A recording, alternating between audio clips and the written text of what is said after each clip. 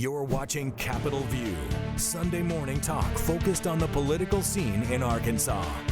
Welcome back to the program. Joining me now, Sonny Albarado. He is the editor-in-chief of Arkansas Advocate, not to be confused with Arkansas Advocates for Children and That's Families. Exactly right. So yes. It's a news organization. It was. In fact, it caused a little bit of confusion initially. We're all through it now. Yeah, It's good. So yeah. thank you for being here. All right, I appreciate thank it. you. So good Thanks to have for you. inviting me. All right. Obviously, the Freedom of Information Act is going to be a super subject of debate in the special session that's coming up right here. Tell me how your news organization has used the FOI for public good. Sure. Well, one of the first things we did when we launched in August of last year was a story. Happy anniversary. Thank you. Was a story about the cheating scandal at one of the youth lockups run by a contractor for the state, but we FOI'd those documents in order to be able to show what had happened. So the FOI comes in very handy whenever we're looking, even at routine stories. Yeah. You know, the ability to basically email someone at a state agency and say, "I'd like these documents," that's just priceless. Yeah. Not only for us, but for the public. Right.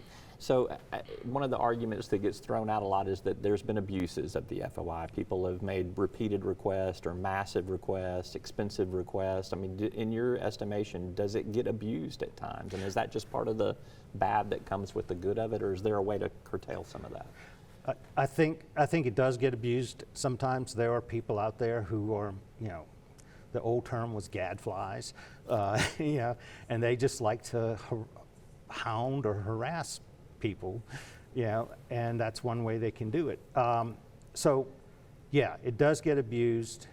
My position on that is you got to accept some bad, you know, Right. with the good that it does. It's just hard to quantify. Yeah, it does. You know, It is.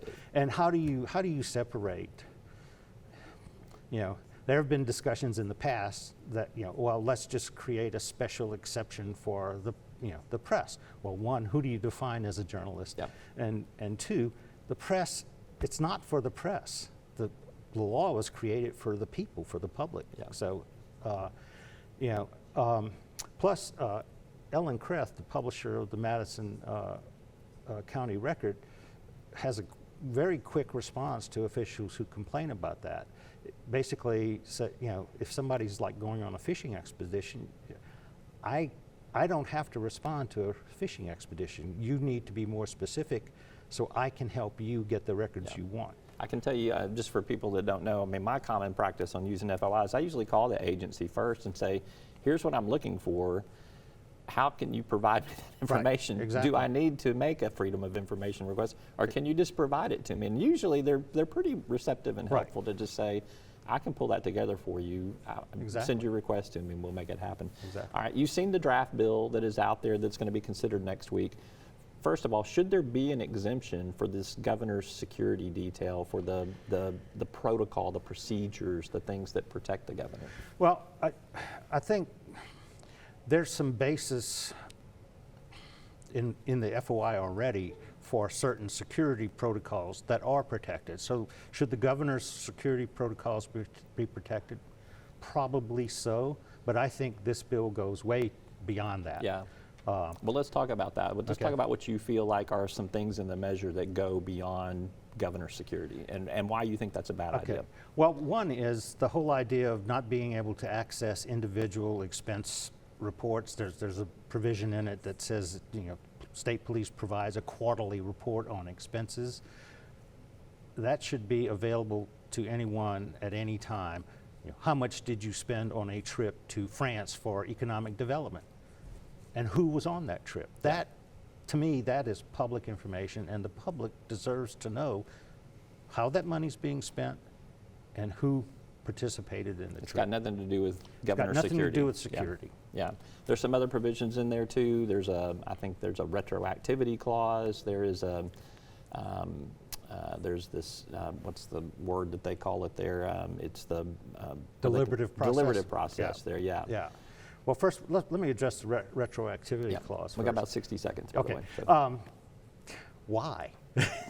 You know, that makes me suspicious as a journalist. Why are you protecting something that might have happened Right.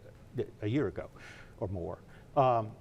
And then on the deliberative process, we're not the federal government. And, you know, to me, it will, if that gets passed as written, we will essentially wipe out the ability for people to know what's being done in state agencies and whether it's at the behest of the governor or, you know, someone else, you know. Yeah, and there is a working papers exemption for the There is governor's already a office, which working protects papers. some of that Right. conversation that goes on. I don't know Exactly. why that the argument is that they don't feel like that is strong enough. Right. But It protects the governor and legislators. So. All right, Sonny, I got to wrap it up there just Okay. because of time. Thank you so All much right. for being I here. appreciate you having me. I'll see you around next week. I'm sure there'll be a lot going on. Yes, there will. All right. Okay. All right. We're back with more right after this word from our sponsor.